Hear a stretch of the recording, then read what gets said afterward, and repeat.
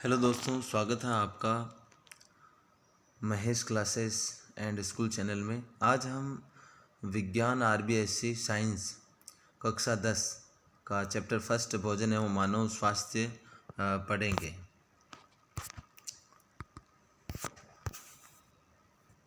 भोजन व मानव स्वास्थ्य। सबसे पहले इसमें अपन पढ़ेंगे संतुलित भोजन। संतुलित भोजन, जैसा कि आपने पिछली कक्षाओं में पढ़ा होगा, सभी पोषक तत्वों से युक्त भोजन को संतुलित भोजन कहा जाता है, जिसमें कार्बोहाइड्रेट, वसा, खनिज लवण, प्रोटीन, विटामिन, जल आदि होते हैं।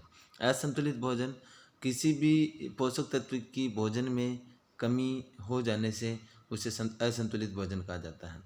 कुपोषण, लंबे समय तक या अधिक पोषक तत्वों की कमी जब भोजन में रहती है तो उसे कुपोषण कहा जाता है।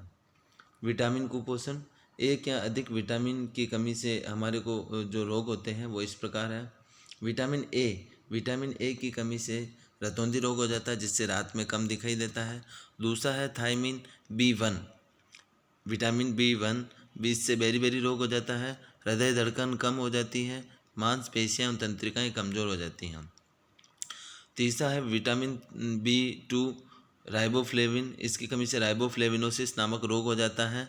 मुख के किनारे व होंठ की त्वचा का फटना इसका लक्षण है। चौथा है विटामिन B3, इसकी कमी से पेलेग्रा रोग हो जाता है, जिससे जीभ व त्वचा पर पपड़ियाँ बन जाती हैं। पांचवा है विटामिन C की कमी से स्कर्वी रोग होता है, मसूड़ों में खून आते हैं इससे। छठा है विटामिन डी की कमी से रिकेट्स रोग होता है, जिससे पैरों की हड्डियां मुड़ जाती हैं और घुटने पास आ जाते हैं। इनको जो रोगों के नाम है, इनको याद करने की जो ट्रिक है वो है राता बेर खा के रानी पसरी। राता यानी रतौंधी, बेर यानी बेरी, खा के रानी यानी राइबोफ्लेविनोसिस, पसरी यानी पैसे पेलेग्रा, से स्कर्वी और री से रिकेट्स नामक रोग हो जाता है। ये इसकी ट्रिक है दोस्तों। आगे अपन बढ़ते हैं इसमें। भोजन में प्रोटीन की कमी से निम्न रोग हो जाते हैं। पहला है क्वाशियोरकोर रोग एवं दूसरा है मैरस्मस रोग। क्वाशियोरकोर रोग के जो लक्षण हैं वो है बच्चे का पेट फूल जाता है, उसे भूख कम लगती है, त्वचा पीली व शुष्क हो जाती है, काली व धब्बेदार होकर फटने लगती हैं।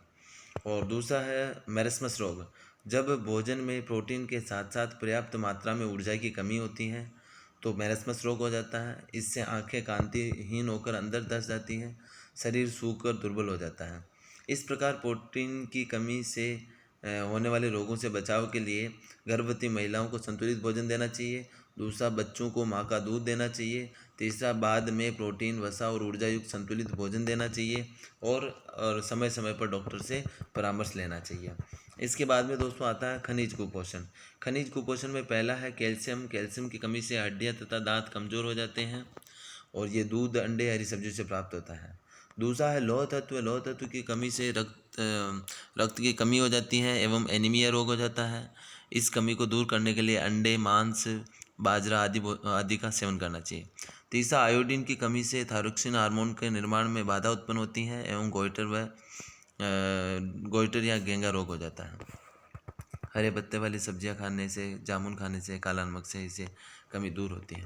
इसके बाद में है जल की आवश्यकता एवं उपयोग। शरीर की सभी आवश्यकताएं केवल जलीय माध्यम में ही संपन्न होती हैं, तो जल के सेवन से निम्न लाभ है। पहला है शरीर की सभी उपापचय क्रियाएं जल के द्वारा होती है। शरीर में स्थित जहरीले पदार्थ जल के साथ बाहर निकल जाते हैं। शरीर चुस्त और ऊर्जावान रहता है। चौथा, शरीर में रोग प्रतिरोधक क्षमता बढ़ती है। पांचवा, शरीर में अनावश्यक चर्बी जमा नहीं रहती है।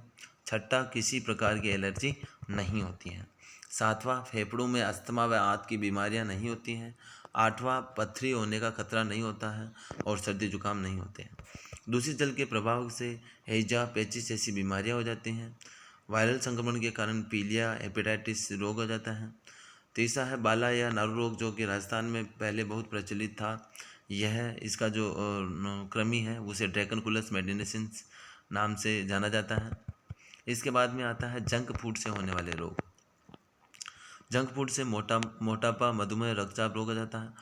BMI के अनुसार मोटापा जब 25 किलोग्राम प्रति मीटर स्क्वायर से तक हो तो यह मोटापा पूर्व की स्थिति है, और जब शरीर का वजन 25 किलोग्राम प्रति मीटर 30 किलोग्राम प्रति मीटर से अधिक हो तो इसे मोटापा की स्थिति कहा जाता है। इसके बचाव के लिए हमें नियमित रूप से व्यायाम करना चाहिए, संतुलित भोजन लेना चाहिए, शारीरिक श्रम करना चाहिए, योग करना चाहिए। इसके बाद में आता है रक्तचाप। रक्त वाहिनियों में बहते रक्त द्वारा उसकी दीवारों पर डाला गया दबाव रक्तचाप कहलाता है। यह दो प्रकार का होता है, सिस्टोलिक एवं डायस्टोलिक। सामान्य व्यक्ति में रक्तचाप 120 सिस्टोलिक एवं 80 Hg डायस्टोलिक होता है। उच्च रक्तचाप, जब रक्त वाहिकाओं की दीवारों पर लगाने वाला दाब अधिक हो जाता है तो उसे उच्च रक्तचाप कहा जाता है। इसके बाद में आता है दोस्तों, रक्तचाप मापने के लिए जिस यंत्र का प्रयोग किया जाता है उसे रक्तचाप मापी या स्पाइगमोमेनोमीटर कहा जाता है। और इसके लक्षण है, इससे अधिक बढ़ जाने मतलब रक्तचाप अधिक हो जाने पर हृदय रोग व दौरा पड़ने वाली स्थिति उत्पन्न हो जाती है, जिसके निम्न कारण है। पहला, चिंता, क्रोध, ईर्ष्या, भ्रम आदि के कारण होता है। दूसरा, भूख से ज़्यादा भोजन करने के कारण होता है। तीसरा, चीनी, मसाले, तेल की अचार, मिठाइयाँ, मांस, चाय, सिगरेट, शराब आदि के सेवन से होता है। चौथा, श्रमहीन जीवन यापन व व्यायाम न करने से होता है। इससे बचने के लिए हमें पहला पोटेशियम युक्त भोजन करना चाहिए। दूसरा, ताज़ा फल व रेशे युक्त भोजन, सलाद आदि खाने चाहिए। तीसरा, भोजन में कैल्शियम व मैग्नीशियम की मात्रा संतुलित होनी चाहिए। चौथा, डिब्बेबंद सामग्री का सेवन बंद कर देना चाहिए। पांचवा, मांस, वनस्पति घी वाले पदार्थों, धूम्रपान, मदिरापान से परहेज करना चाहिए। छठा, नियमित व्यायाम, सुबह का भ्रमण, योग, ध्यान, प्राणायाम रोज करने चाहिए। इसके बाद आता है नशीले पदार्थ। सबसे पहला है जिसमें गुटखा। इसके प्रयोग से आर्थिक हानि के साथ साथ शारीरिक नुकसान होता है। गुटखा खाने से मुंह के जबड़े कठोर हो जाते हैं। इसे सब म्यूकस फाइब्रोसिस नामक रोग कहा जाता है और बाद में इससे कैंसर होने की संभावना रहती है। फिर आता है तंबाकू। तंबाकू का वानस्पतिक नाम निकोटिना टोबेकम है। ये सोलेनेसी कुल का है। इसमें निकोटिन नामक एल्कलॉइड पाया जाता है। इससे जो हानियाँ हैं वो इस प्रकार, पहला, मुंह, जीभ, गले व फेफड़ों का कैंसर हो जाता है। तंबाकू में उपस्थित निकोटिन से धमनियों की स्पंदन की दर बढ़ जाती है। गर्भवती महिलाओं द्वारा सेवन करने पर भ्रूण विकास की गति धीमी हो जाती है। चौथा, सिगरेट के धुएं से रुधिर में ऑक्सीजन परिवहन की क्षमता कम हो जाती है। इसके बाद में आता है मदिरापान। इसमें मुख्य रूप से एथिल अल्कोहल पाया जाता है। यह हमारे शरीर पर जो पहला कुप्रभाव डालता है वह है अधिक मात्रा में उपस्थित अल्कोहल को हमारा यकृत एसिड एल्डिहाइड में बदल जाता है और वशीय यकृत रोग हो जाता है इससे। दूसरा, शरीर का सामंजस्य एवं नियंत्रण कमजोर हो जाता है। तीसरा, स्मरण क्षमता में कमी, तंत्रिका तंत्र पर बुरा प्रभाव पड़ता है।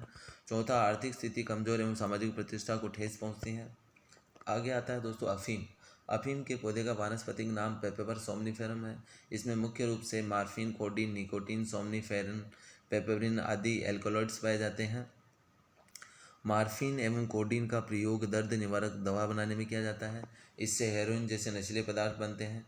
इसके जो कुप्रभाव है, पहला, प्रतिरोधक क्षमता कमजोर हो जाती है। दूसरा, कार्य करने की क्षमता में कमी आती है।